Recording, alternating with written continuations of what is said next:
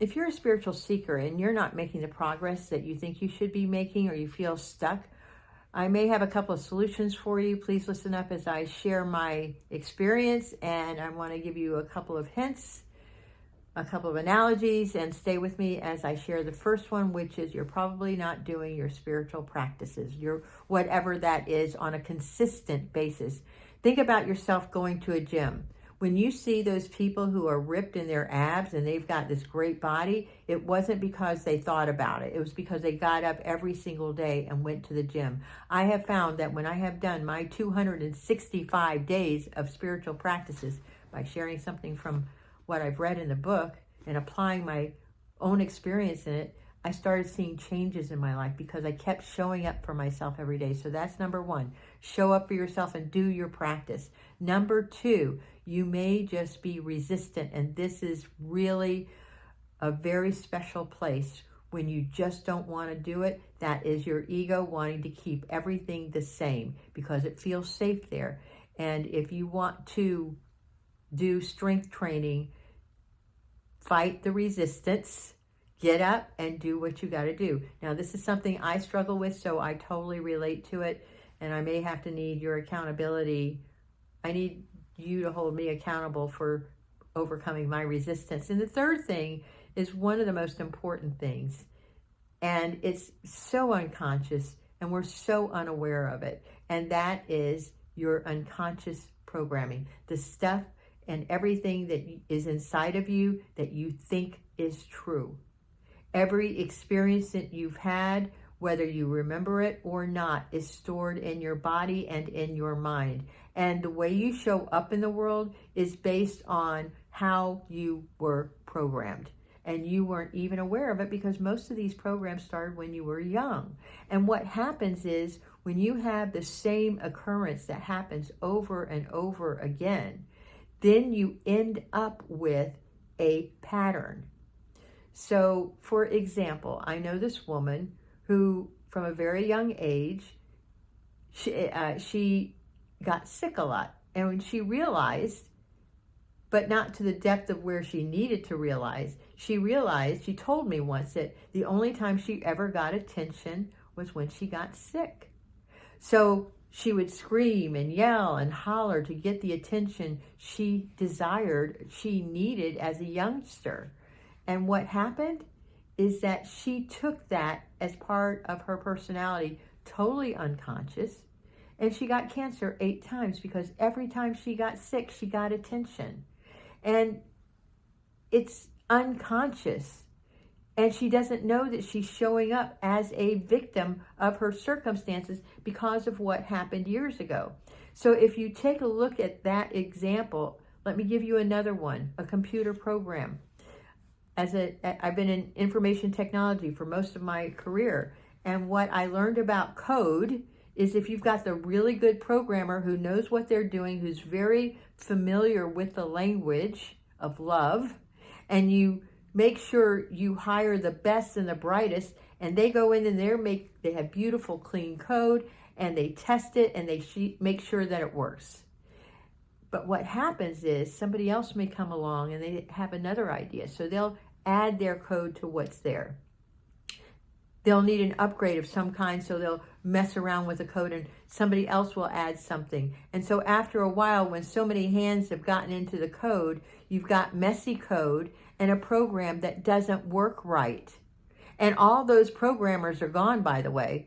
They have left the country. They've gone back to India. They've gone back to wherever they needed to be, where they came from. But it doesn't mean you can keep operating that because it's frustrating. And so what happens is we got to go in there and find when something fails, why it's failing, go back to the root cause and clean it up. And friends, that does not take an instant. It takes analysis, it takes time, it takes reprogramming yourself to have other ideas of what your beliefs are, because that's exactly what happens. And we will go out in the world and we will find those things in our life that support our belief. Oh, and I've been on the receiving end of it, and I've been on the other side of it. I can see a study of white wine. I can see a couple of studies of white wine that's good for you, and I can see a couple of studies of white wine that's bad for you. What am I going to do? I'm going to find the study that supports my belief. You do it every day, but it's not to that degree. You're so unconscious and you don't even realize it. I am unconscious as well. I try to be conscious. Like 95% of us is unconscious. Think about when you go out to the car, you don't think about it. Think about when you're driving. You don't even think about your driving. Think about when you go to the ATM machine. You're not thinking about it because you have programmed yourself to be a certain way. And everybody else in this world is that way. So the reason we have laws, the reason why we have norms and standards is so that we can communicate and be okay with each other. But I am telling you, if you're not seeing spiritual progress and you're wondering why, how can you tell if you're not making spiritual progress? If you are saying the same narrative over and over and over. And your friends, by the way, are sick of it.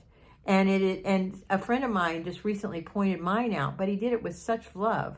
And I felt, as soon as I realized I was in my narrative, in my program, in my story, and it wasn't serving me, he held me in such love, in such gentleness, that I was able to see the scared little 6-year-old.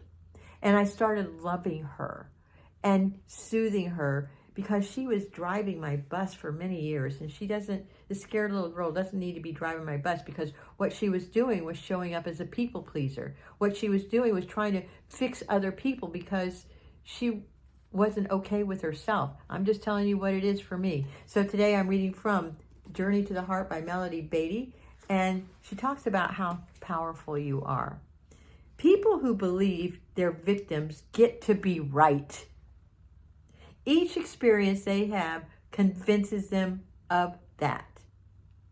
They don't open themselves to the lessons, the growth, and the beauty of each situation they encounter. All they can see is their victimization. And I'm telling you, it's hard to be around. I know it's hard for me to be around myself sometimes. Many of us have done the hard work to shift our belief system about being a victim. As we did that, we noticed that the scenery in our lives changed. When we believe something different, we get to be something different, and we get to see something different. People who believe they have powers get to be right too. Although we know that there is much in life we can't control, we also know we have the power to think, to feel, to choose, and to take responsibility for ourselves and for our lives. We're discovering our creative powers and our power to love, including the power to love ourselves. We've embraced our power to grow, to change, to move forward, and we know we have the power to claim our lives and take responsibility for ourselves in any situation that life brings.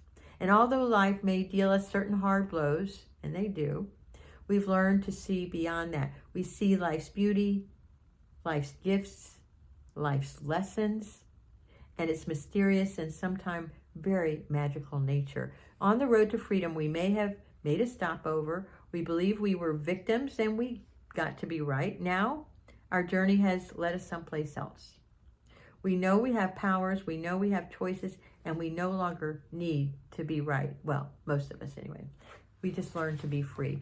If you like this content, please let me know below. If you are understanding what I'm saying, if there's something that you want to work on, that you see that you want to have more spiritual growth by either a daily practice or by looking at your narrative and by changing it, and share this with somebody, and maybe subscribe, because somebody's going to really need this. I love you.